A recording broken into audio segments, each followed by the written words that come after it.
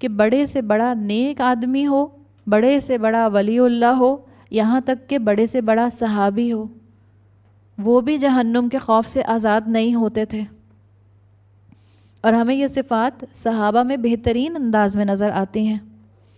آپ کے بارے صحابہ میں دیکھیں، حضرت ابو بکر رضی اللہ عنہ ایک عجیب کیفیت کے عالم میں فرمایا کرتے تھے، جس کا مفہوم آتا ہے کہ کاش میں گھاس کا ایک تنکا ہوتا جو جلا دیا جاتا اور اس سے کوئی حساب کتاب نہ ہوتا، کاش میں درختوں پر چہچہانے والی ایک چڑیا ہوتا جو چہچہاتی اور پھر ختم ہو جاتی، لیکن اس سے کوئی محاسبہ نہ ہوتا۔ حضرت علی رضی اللہ عنہ کے بارے میں آتا ہے کہ حضرت علی کے لیے ویسے تو آتا ہے کہ آپ کا جسم بہت مضبوط تھا، اچھی اپیرنس کے ساتھ تھے، لیکن جب آپ نماز میں کھڑے ہوا کرتے تھے تو اللہ کے خوف سے، خشیت الہی سے آپ کا جسم کانپنے لگتا تھا، اور جب کانپتا تھا تو نرم پڑ جایا کرتا تھا۔ ایک مرتبہ شاید پہلے بھی آپ کو بتایا ہے کہ تاریخ میں ایک واقعہ آتا ہے کہ حضرت علی رضی اللہ عنہ کو ایک تیر لگ گیا تھا ان کے جسم میں، جو طبیب کے نکالنے سے نکل نہیں رہا تھا۔ حضرت علی نے ان سے کہا کہ مجھے نماز کی نیت کر لینے دو، پھر یہ تیر نکال لینا۔ یہ ہے وہ کیفیت۔ یعنی ہوتا کیا تھا، جب نماز شروع کرتے تھے اس خوف سے کہ میں کس کے سامنے کھڑا ہوں، کانپنے لگتے تھے، اور جب کانپتے تھے تو ان کا جسم نرم پڑ جاتا تھا، اور جب جسم نرم پڑتا ہے تو ریلیکس آپ کے مسلز کر جاتے ہیں۔ اسی کنڈیشن کے اندر طبیب نے ان کا تیر نکال دیا۔ جب حضرت علی کا دھیان سارا اپنے رب کی طرف تھا۔ اللہ ہم لوگوں کو بھی ایسا ایمان دے کہ ہمارا واقعی اپنا سارا دھیان اپنی نمازوں کے اندر اپنے رب کی طرف ہو۔ ہم پر بھی ایسی کوئی کیفیت طاری ہو کہ ہم بھول جائیں تھوڑی دیر کے لیے اپنے سیل فونز کو، اپنے گھروں کو، اپنی میٹس کو، اپنے کھانے کو، اپنے جانے کو، اپنے یہاں سے وہاں کاموں کو، سب چیزوں کو بھول کر ہم اللہ کے سامنے نماز میں کھڑے ہوں۔ اتنے مصروفیت جب انسان کی زندگی میں ہوتی ہے تو ہوتا یہ ہے کہ آپ نماز بھی پڑھ رہے ہوتے ہیں تو آپ کی ذہن میں سارے وہ کام آ رہے ہوتے ہیں جو آپ نے اگلے چند گھنٹوں میں کرنے ہوتے ہیں۔ کہنے کو وہ بھی نیکی کے کام ہیں، لیکن وہ جو نماز آپ کی اس کی وجہ سے ڈسٹرب ہوتی ہے، خود آپ سب محسوس کر سکتے ہیں کہ اس کی وجہ سے بہت دکھ ہوتا ہے۔ اللہ ہمیں ایسی کیفیت دے کہ جب ہم نمازوں میں اللہ کے سامنے کھڑے ہوں تو ہمیں حقیقتاً رب یاد آئے۔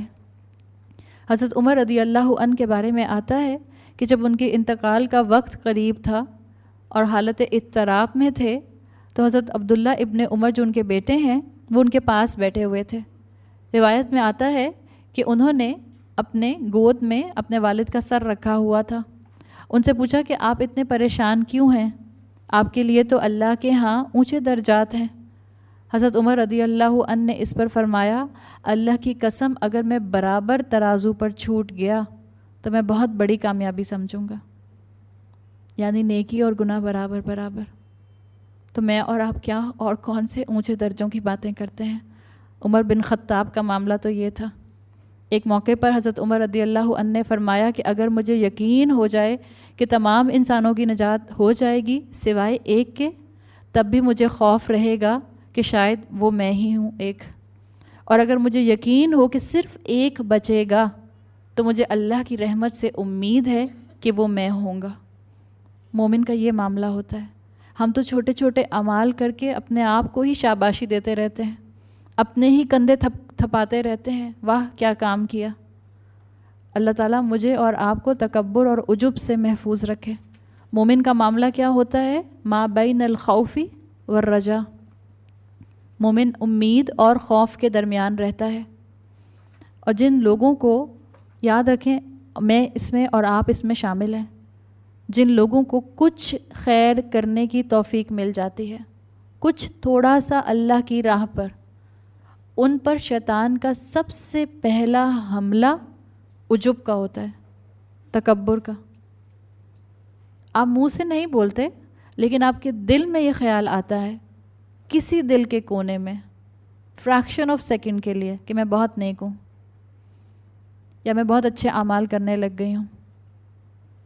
اور پھر ایسے میں کبھی کوئی انسان آپ کو، خدا نہ خواستہ جب آپ کا یہ فیلنگ بڑھ جائے اور آپ کو کوئی ایسا انسان نظر آئے جو عمل میں دور ہے، اور اللہ نہ کرے کہ ہمیں ایسے لوگ جو ہیں عمل سے دور لوگ کیڑے مکوڑے محسوس ہوں، شیطان سب سے پہلا حملہ یہ کرتا ہے علم والوں کے اوپر۔ اس لیے کہ اس کو فائدہ یہ ہوتا ہے جب وہ کسی علم والے کو عجب کا شکار کرتا ہے، اس علم والے کی ساری نیکیاں زیرو سے ملٹیپلائی کر دیتا ہے، اور جب ساری نیکیاں زیرو سے ملٹیپلائی ہوں گی تو کیا ہوگا؟ زیرو، کچھ بھی نہیں بچے گا اعمال نامے میں۔ پوری کوشش کرے گا شیطان آپ کے اندر اور میرے اندر تکبر پیدا کرنے کی، اسی لیے اللہ کے محبوب بندے کثرت سے دعائیں کرتے ہیں۔